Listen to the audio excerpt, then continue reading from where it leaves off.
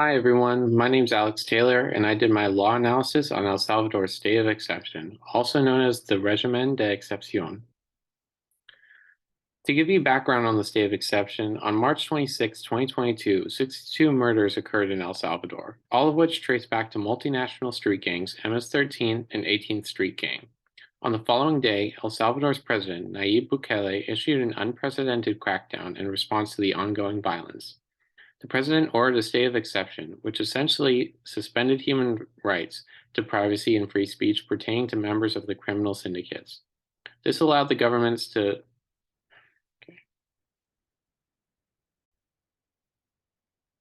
Hi, everyone. My name is Alex Taylor, and I did my law analysis on El Salvador's state of exception, also known as the Régimen de Excepción.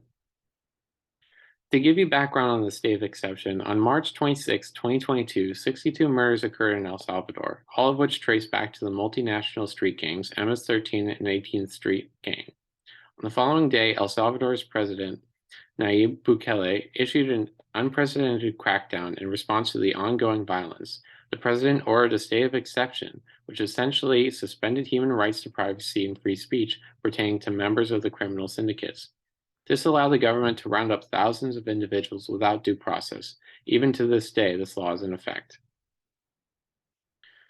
The first pro-argument as to why the state of exception is beneficial for Salvadorans is the profound decline in murders.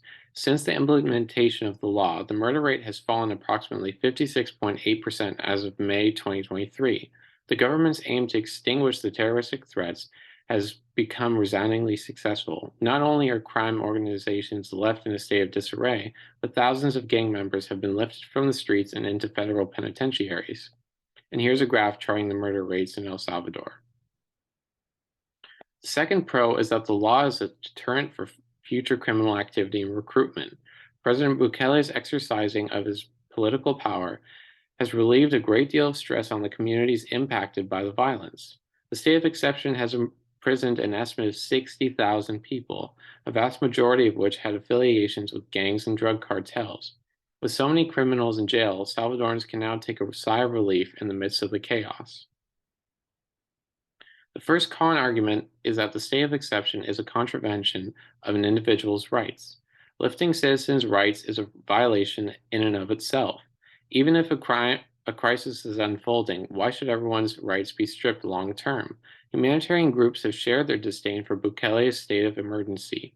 Depriving a suspect the right to an attorney is a civil right that ultimately shouldn't be disturbed. The model of innocent before proven guilty is a staple for a reason.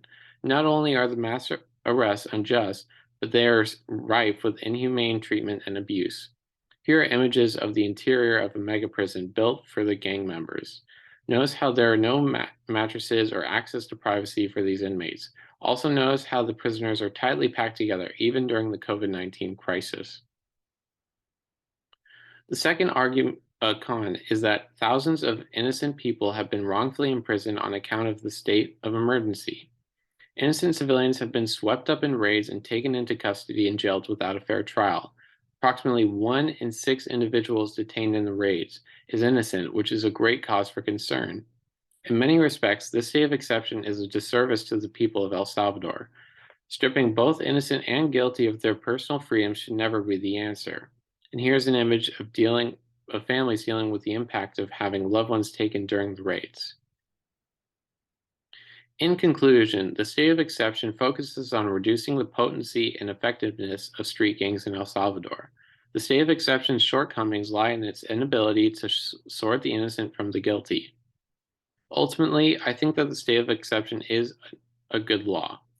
The suspension of due process has created a much safer environment for Salvadorans and has cut the crime and murder rate by more than half.